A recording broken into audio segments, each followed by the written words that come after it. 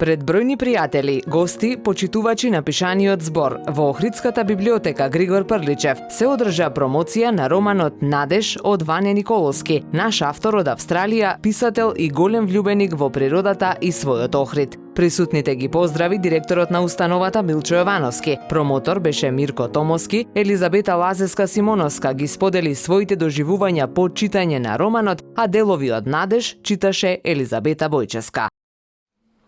Дожд бива илскано пред домот за деца без родители Надеж.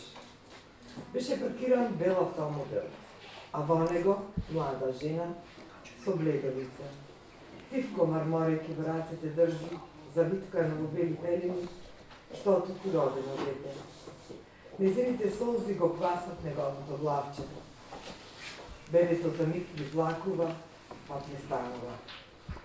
Моје мало ангелче, се молам за тебе и се надевам дека Господ ке те чува и дека ќе израснеш во голем и здрав маж. Со плачлив глас зборуваше младата жена. Утринското сонце, простирајќи ги своите зраци на хоризонтот, го најави утрото и новиот ден. Како и секој утро, така и ова. Марија е првата која се буди и чекорејќи бавно се упатува кон ходникот, кој води до тоалетите во домот. Но утринската тишина ја нарушува испрекинатиот бебешки плач. Марија, се уште не расонета, добро подрастана. Избунета, почна да ја врти главата и да наслушува од каде доаѓа плачот. Се заврти и се упати кон големата влезна врата. Плачот на новороденчето стана се посилен и посилен. Марија брзо го извади клучот од малото шкафче и ја отвори вратата. Пред вратата здогледа кошничка, во која лежеше покриено бебенце, кој во тој момент престана да плаче. Марија се наведна, го подигна и веднаш почна да му зборува. Ангелче мој мило, од каде ми доаѓаш? Во тој момент бебенцето силно заплака, како да сакаше да ја каже на неговата спасителка од каде доаѓа. Вака ја започнала својата приказна авторот господинот Ване Николовски. А кој всушност е господинот Николовски? Ване Николовски е роден 1966 во село Куратица, во скромно семејство, и таму со родителите и неговите 3 постари сестри живеел се до 1970 година. Татко му Ѓорги заминува за Австралија 1968 година, а 2 години подоцна заминале сите заедно во Мелбурн. Во 1974 татко му донел одлука Ване како 8 годишно дете да се врати назад во Охрид и го остава кај неговата тетка и незината фамилија за да го учи македонскиот јазик и да се школува тука во татковината. Основното образование го завршил во основното училиште Братство Единство од Охрид, додека средното образование во гимназијата Свет Климент Охридски. По отслужувањето на воениот рок се запишува на факултетот за туризам и угостителство. Но во меѓувреме, во доцните 80 години, повеќе го интересирале патувањата низ Европа, отколку факултетот. Затоа и не успел да заврши повеќе од 1 година. Во 1991 година повторно заминува за Мелбурн, Австралија, каде останува се до ден денес. Таму ја формира својата фамилија со сопругата Милена, а сега тој е татко на 30 годишната Ангела и 28 годишниот Кристијан, кои сега се самостојни личности. Добар ви ден и добре дојдовте во храмот на книгата. Јас, Елизабета Бојчевска, ќе ве водам низ денешната промоција на романот Надеж. На самиот почеток го повикувам директорот на нашата национална установа библиотека Григор Прличев, господинот Милчо Јовановски, да ве поздрави. Повелете. Точно Охрид е местото, луката на писменоста и не случайно токму нашиот град имаме многу и писатели и поети, почнувајќи од Свети Климента, па да не го бројам да еве до нашиот патрон Григор Прличев и така натаму. Сите си имаат своје место во колективната меморија на нашиот народ и уште повеќе во нашето роднокрено оделение, во кое од минатата година всушност е и книгата Романот Надеж на Ване Николовски. Не го познававме, ама еве дојде денот да го запознаеме. Нели нештата имаат така, случајните случаи се случуваат случајно и ова не е ништо случајно, туку планирано. Човекот штом решил да дојде, предпоставам дека ковид пандемијата го спречи да биде со нас уште првата година од кога е издаден овој роман, но затоа еве не собра сите нас овдека, негови роднини, пријатели, соработници и нас од библиотеката, кои ние уште од денеска го чувствуваме како свој човек и свој член, бидејќи неговата книга ќе стои во роднокрајното оделение. Кога пристигна и 18-тиот роден ден на Адам, домот Надеж, неговото полнолетство, за неговото полнолетство подготви свечен ручек, на кој беа поканети повеќе гости кои помагале низ годините, како финансиски и морално, така и со работна рака. Ручекот беше подарен и подготвен од Џорџ, Роми и Кети, кои исто така дојдоа лично да присуствуваат. Иако беше понеделник, домот Надеж беше препон со гости. Марија секогаш инсистираше и веруваше дека родендените треба да бидат прославувани на денот на кој тие ќе паднат. Утрото на денот пристигна и чек со многу голема сума на пари од непознат дарител. Така никогаш поставуваа некои луѓе, но никогаш со толку голема сума на пари.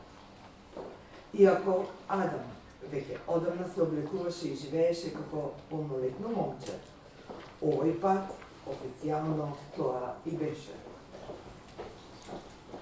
Физичкиот изглед беше огледало на неговата зрелост, но умствено одамна го имаше надминато. Џорџ, Марија, Клара, Том, Крис, Ребека и Наташа. Сите тима имаа придонес во неговиот раст и развој, секој на свој посебен начин.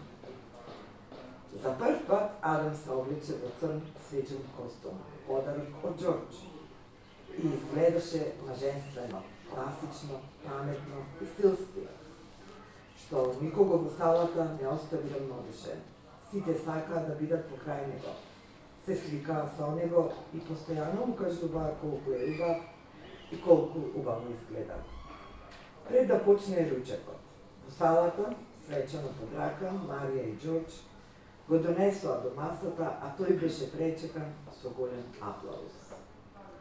Првиот валцер, со кој официјално сакаа да го означе денот, го изведоа Адам и Клара, која гледајќи го, час се смееше, час плачеше од радост за својот прекрасен штитеник, кој таа секогаш го чувствуваше како свој помал брат. И Наташа изгледаше како од бајките.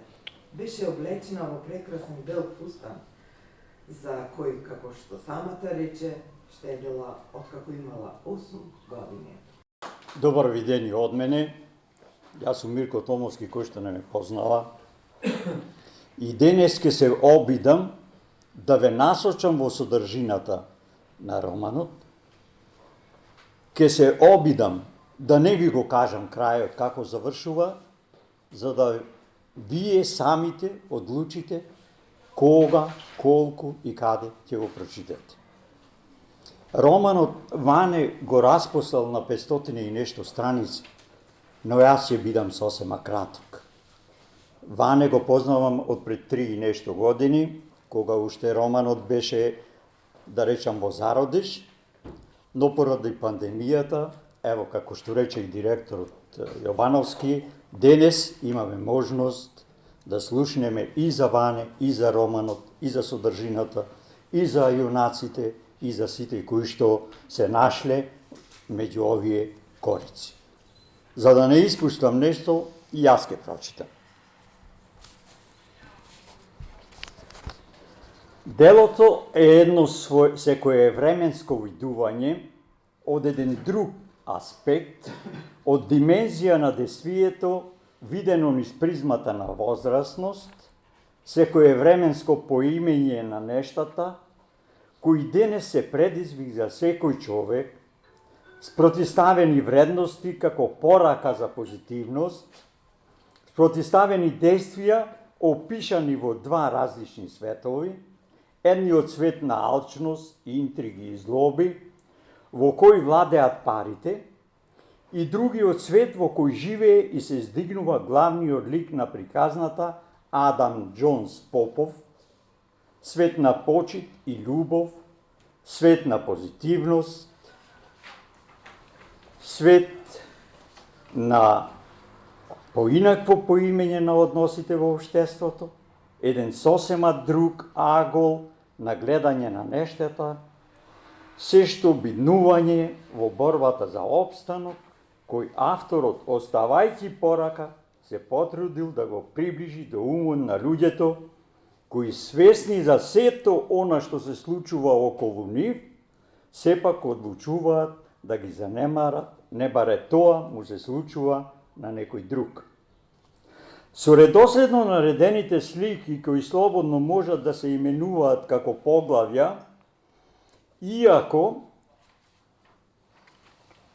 во романот ниту се заглавени, ниту нумерирани, авторот умешно, со сето свое умење, низ една приказна, која обилува со мноштво дијалози, се обидува да ги опише различните особености на неговите јунаци, Адам, Наташа, Ребека, Марија, Мија, Клара, Чичко Џорџ и сите други кои настапуваат во различни временски епизоди, при тоа поминувајќи низ разни искушенија кои го обликуваат карактерот на човекот, а кои се случуваат на различни дестинации, започнувајќи од младата непозната дама, домот за деца без родители Надеж, кој е и наслов на романот, бебенцето во пелени и тогаш измешаните солзи со дождот, кој шумолејќи ја навестува приказната, која авторот ја доведе до судското рочиште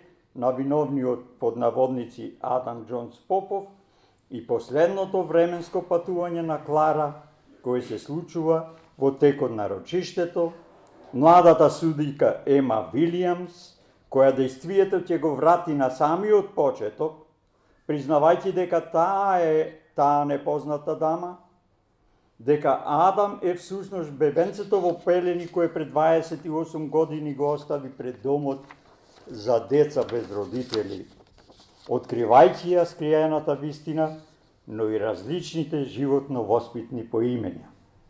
Всушност, авторот наставива својот текст колку е можно повеќе да го доведе и смести во границите на реалноста, оставајќи ја фантазијата во светот на трагањето по нештата, кои секој миговно преминуваат во стварност, во свет кој не обкружува, суров по своето практикување, истовремено внесувајќи го во возбуднувањата како повод за соживување на целото свое битие.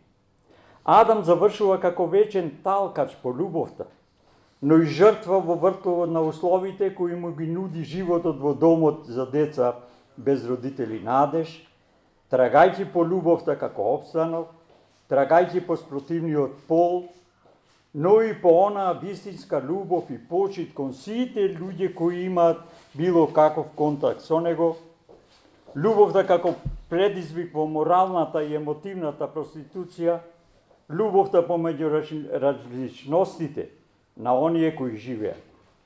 Тука се сместени и децата од домот за деца без родители и оние кои живеат во светот на моќноста на парите, кои ги уживаат даровите на своите родители или богатствата на своите имотни семејства и сите карактеристики кои произлегуваат од нив. Ова би било краткото резиме на авторската приказна, која ја завршувам осиромашена намерно изоставајќи делови од содржината и самиот завршеток, односно каква е судбината на главниот лик Адам Джонс Попов и сите актери во приказната, со надеж доживувањето да биде индивидуално, спонтано, со последната страница на делото, во рацете на секој читател, чија содржина на крајот завршува како вистински сон кој го сонуваа сите присутни во овој роман. Целото действие се одвива во една вообичаено позната средина, тука околу нас, покрај нас, раскажано преку секојдневно присутните поими на природните и човекови закони и начин на интерпретација со една целовитост, мощне, умешно посочувајќи го целото изнаоѓање, се со цел да биде подостапно, непосредно, така близко до денешните овоземски нешта. Преку мноштво паралели и диалози, со често директни насочувања кон она што постои, авторот создал прозно дело во кое оди подалеку од редосредното наведување, при тоа почитувајќи го најважното во теоријата за творештвото, да содржи приказна како информација на цивилизацијската меморија, која е суверен сведок за идентитетот, традицијата, културата и уметноста, и тоа не само на еден културен контекст како нашиот, туку и светско колективно добро, при тоа овозможувајќи да се комуницира со човечкото како едно уметничко видување, како траен документ на реалноста, кој има значаен придонес во духовноста на поимење на нештата, се со цел да ги активира најпасивните механизми за восприемање на нештата создадени во содржината на оваа приказна. Литературата представува една целина без изразито определени граници за незината намена и поимење.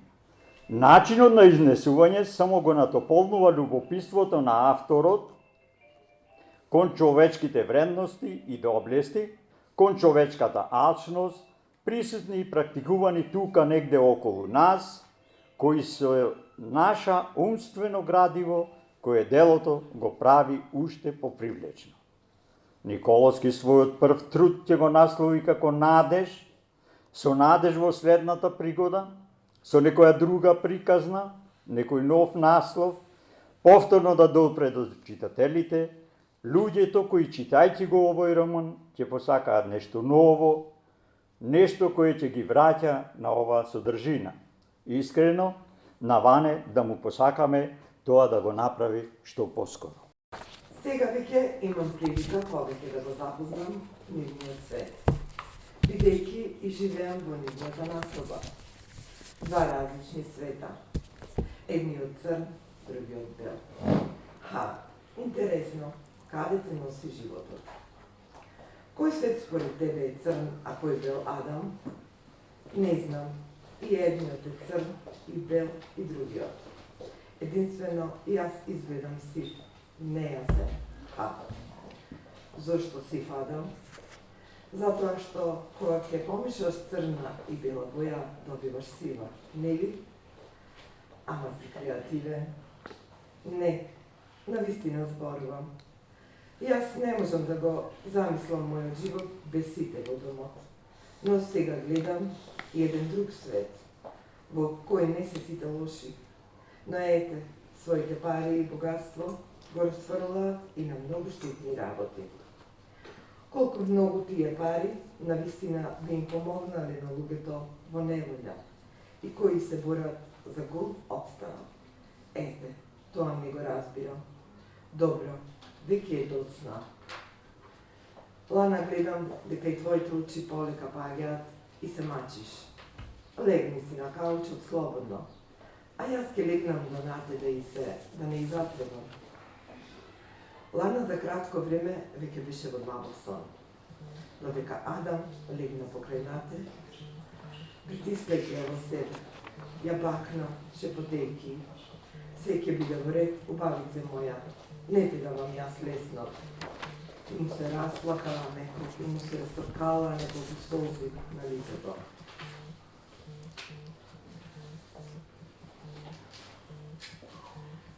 На оваа промоција одвоивме време и за оние кои веќе го прочитале романот, а од кои после 3 години од неговото издавање, условно од пандемијата, наидовме на множство пофалби и коментари. Но во интерес на времето не сме во можност сите да ги споделиме. Случајно или не, денес меѓу нас е присутна и нашата колешка Бети Лазевска-Симоновска, која имаше можноста да биде една од првите читатели на овој роман. Па да ја слушнеме. Чест и задоволство ми е што имам можност да присуствувам на еден ваков настан и морам да признам дека имам малку трема која забележувате сите, бидејќи прв пат. Имам прилика да го изразам моето битување на една навистина прекрасна книга, која имав можност уште при самото издавање да ја прочитам. Ќе ми дозволите околу 2-3 минутки да го кажам патот како книгата стигна до мене. Живеевме и живееме во време на пандемија и тој ден добив повик од мојот сосед Миле. Бети, ќе можеш ли да ги земеш книгите и да ги однесеш во твојата библиотека? Живееме во време на пандемија и авторот не е во можност да дојде и да ја промовира книгата. Меѓутоа се надеваме на подобри времења, па тогаш ќе ја промовираме, а за тоа време нека биде на полиците на вашата библиотека. Со задоволство, одговорив јас. Ќе ми бидат потребни најмалку 3 примероци за да бидат сместени на полиците на нашата библиотека. Ги имам, одговори Миле, излези и ги ти ги дадам. На брзина излегов и ги зедов 3 примероци, но тој застана и рече: имаш еден подарок за тебе.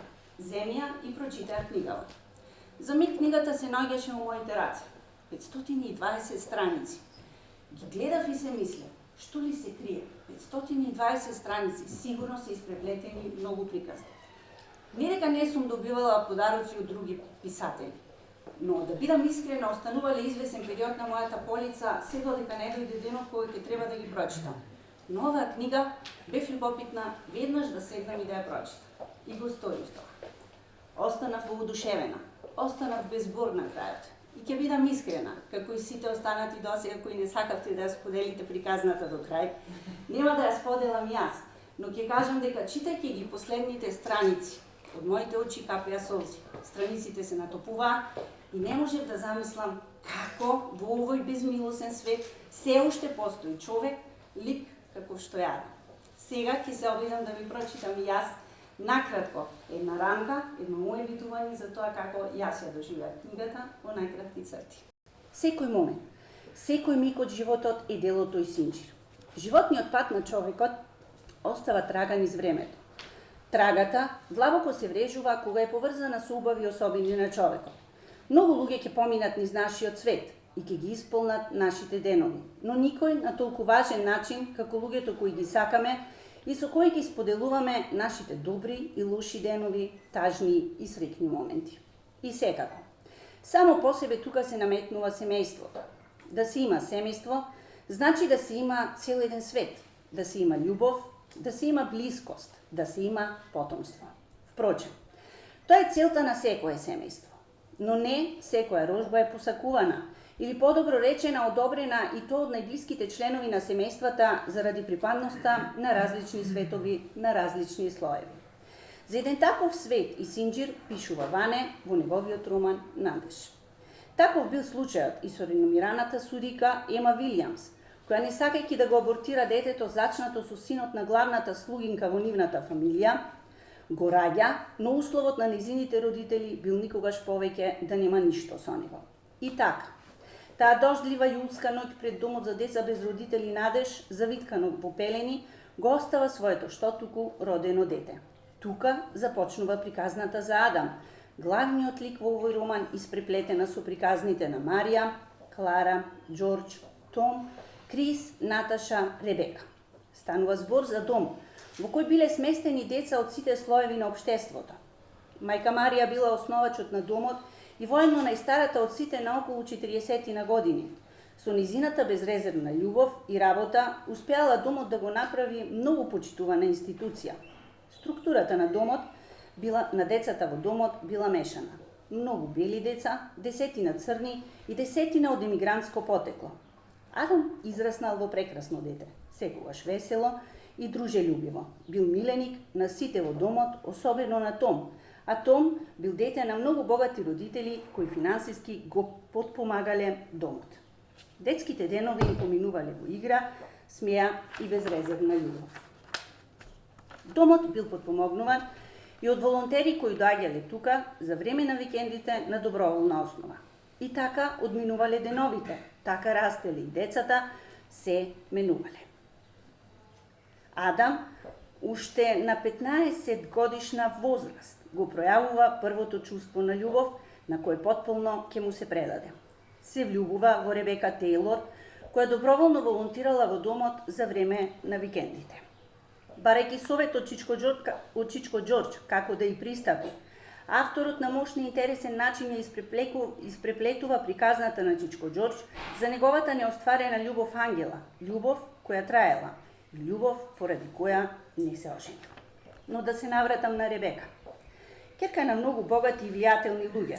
Низиниот татко бил политичар и пратеник во Конгресот, додека мајка и доктор специјалист за срцеви заболувања. Адам живее за викендите, кога ја гледа својата љубена Ребека, главно во нивното тајно љубовно гнездо зад куќарката. И нормално, доаѓа првата љубовна болка, кога Адам, сакајќи да ја изненади за низиниот роден ден, ја доживува онаа слика, која никогаш нема да ја заборави. И тогаш се оформува оној познат љубовен триаголник – Адам, Наташа и Ребека. Но како одминува времето, економската криза го зафаќа и големиот град. Се почувствувала и во домот. Сепак, сите остануваат премногу поврзани едни со други. Адам, соживувајќи се со ситуацијата во домот, прифаќа да работи како жиголо. А вплескувајќи се во мрежата на моќните, ќе биде обвинет и за убиство. Надежта е таа која е единствената утеха на човештвото и последна умира. Па така, надеж имаше и за домот надеж имаше и за Адам. Судејќи од оваа перспектива, се наметнува прашањето дали го одобруваме или не однесувањето на Адам. Но кои сме ние за да судиме? Сепак, огромна била жртвата на овој млад човек, заработувајќи преку професија која не ја сакал, а морал за да им помогне на членовите од неговото големо семејство, домот, во кое владее безрезервната љубов меѓу сите нив. Адам е човекот кој никогаш не размислувал за пари, а работел за пари, тогаш кога истите му биле најпотребни на домот, заради системот кој бил направен во државата и морал да исплати поголема сума на пари. Топло и искрено ви го препорачувам, почитувани присутни, романот Надеж од нашиот Ване Николовски да биде ваш предизвик за да го прочитате. Господине Ване, само ке речам, продолжите со опишување. И благодарам како прво на присуството на сите тука. Чест ми е голема да бидам во домот на Григор Приличев, нашата национална библиотека. И морам сега да почнам да читам, дека ми е страв ке пропуштам нешто. Книга е полесно напишеш него кој ќе почнеш да се заблагодаруваш и на луѓе што помогнале и слично. Посебна благодарност за директорот на градската библиотека Григор Приличев, Милче Јовановски и сите вработени за нивното гостопримство и подршка. На Саше Митанов Супер Радио и неговиот тим, нашиот поет Мирко Томовски за неговата безрезервна помош за овој настан. Исто голема благодарност на мојот драг пријател Никола Шишковски за сета негова помош во реализација на овој проект. Благодарност до Летра Дизајн, издавачот. Благодарност до Наташа Герет за соработката. Таа исто е од Америка, таа е преведе англиската верзија. Наташа Герет.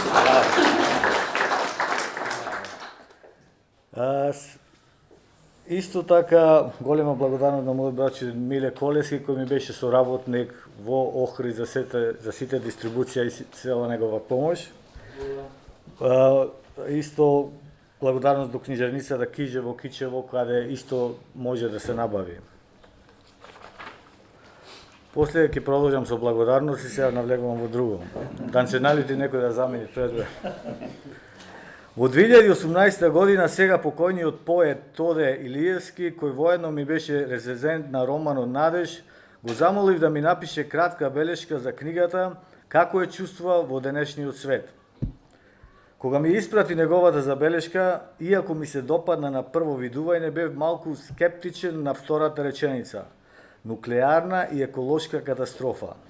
Бидејќи тогаш во тоа време ми звучеше премногу аламартно и затоа решив да го контактирам и да го запрашам зошто така размислува, а ова ми беше неговиот одговор. Пријателу, во тешко време живееме, со светот владеат лудаци. И тоа е моето размислување, тоа е реалноста во која живееме. После неговиот одговор, одлучив дека во целост да ја ставам на задната страница на романот. Сега гледано во ова време, навистина го разбирам во целост и затоа сакам да го споделам со сите неговиот осврт и да му се заблагодарам на неговиот поглед на светот во кој живееме. Почивај во мир, пријателу, навистина беше во право. Живееме во време на поместени вредности, време во кое чувствата и емоциите забрзано исчезнуваат. Не убедува дека новото време и дигиталноста и технологијата ќе ни го олеснат животот. Но да се замислиме и да се запрашаме дали тоа навистина е така. Децата ни растат со таблети. Кога викам таблети, мислам на тие таблети. И наместо да си играат надвор и да се дружат со другарчина, тие наведнати ги гледаат своите екрани, нивните мајки го прават истото, а малку подоцна, збунати од тишината и нивните татковци. Тие се приклучија на дигиталната игра и наместо семеен разговор, штама во домот. Аларматно е тоа. Во романот Надеж, действието се случува во преддигиталниот период, кога погледот беше поглед од човек во човек. Љубовта се случуваше природно, ненаметнато. Пожртвуваноста за блиските беше од срце и доблеста беше главна. Приказната е универзална и тоа може би се случува насекаде во светот, и тоа не е најважно. Најважно е пред се да си човек со вистински вредности, а токму така беа Адам, Чичко Ѓорџ, Марија, Наташа, Ребека, Клара и сите други. Женските карактери со големи вредности беа инспирирани од мојата сопруга, која всушност е представува секоја македонска жена. Со сите вредности, најдобра мајка, дама и хуманитарец. Сакам да искористам оваа прилика да им се заблагодарам на сите кои ми дадоа безрезервна подршка за овај мој проект. Моето семејство, сопругата Милена, керката Ангела, синот Кристијан, кој се уште се залага за англиската верзија да стане на светско ниво.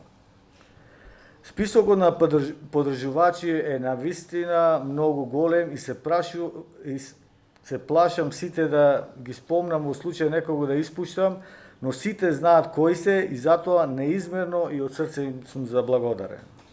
Никогаш нема да ја заборам реакцијата на мојата сопруга кога ја го прочитав романот, исто така и реакцијата на сестра ми Васка, кога го прочита, веднаш ми се јави, братучетка ми Јованка, мојата сназа братучет Весна, тоа беа првите читатели во Мелбурн. Мојот другар од детството и младоста, Сашо Петровски, кој најповеќе се посвети на романот. За крај сакам да му се заблагодарам и на првите купувачи на книгата, кои исто така никогаш нема да ги заборавам за нивната почит. Внука ми Марина и Димче со фамилијата, која набавија книгата и за нив и за нивните родители, братот и сестрата. Исто така мојата братучетка Оливера и братучетот Зоран и мојот школски другар Никола, братучетка ми Снежа и Томе со фамилијата, тие беа моите први купувачи. Сите тие и други во Охрид и Мелбурн има многу, од срце им сум благодарен. Македонија според бројот на жители има најповеќе писатели во светот. Сите тие се вградени во културата на нашата древна татковина. И тие се најсилна алка во нашиот идентитет, кој како никогаш досега во историјата не бил оспоруван во ова време. Затоа ве замолувам, поддржувајте ги нашите писатели. Ви благодарам за вашето присуство од сестра.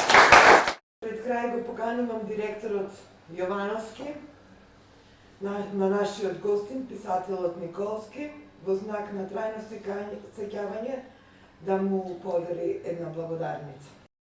Многу малку од наша страна се надевам дека ќе биде широко прифатено од вас и од луѓето кои ве почитуваат и ве сакаат и од ова што вие денеска ни го представивте и се надевам дека ова книга ќе биде меѓу најчитаните во текот на ова година овде во нашиот убав Охрид.